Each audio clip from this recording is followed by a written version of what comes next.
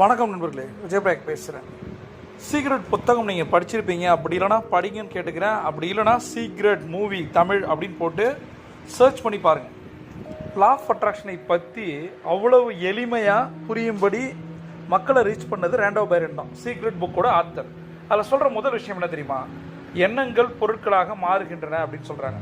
இப்போ நீங்கள் எக்ஸாக்டாக என்ன திங்க் பண்ணுறீங்க, எதை எதிர்பார்க்குறீங்க, எதை ரியாலிட்டியாக மாற்றணும்னு நினைக்கிறீங்க, எந்த நேரத்தில் இதை பண்ணணும்னு நினைக்கிறீங்க. ஒரு வீடு கட்டணும்னு நினைக்கிறீங்க, 3 இயர்ஸில் 5 இயர்ஸில் 10 இயர்ஸில் ஒரு அசட் வாங்கணும், ப்ராப்பர்ட்டி வாங்கணும். எப்போ, என்ன, எப்போ, எங்கே, கரெக்டாக என்ன உங்கள் மைண்டில் போயிட்டே இருக்கோ, அல்லது உங்கள் மைண்டு எதை ஈர்க்கிறதோ, எதை நினச்சிக்கிட்டே இருக்கீங்களோ. எதை நினைக்கிறோம்? நம்ம எதை வேணால் நினைக்கிறோம். 50,000 to 60,000 எண்ணங்கள் வருது. அப்போ நம்மளோட நினைவுகள், எண்ணங்கள், அந்த தாட் ப்ராசஸ் என்ன? ரெண்டு விஷயத்தில் அடிப்படையாக தான் இருக்குது. ஒன்று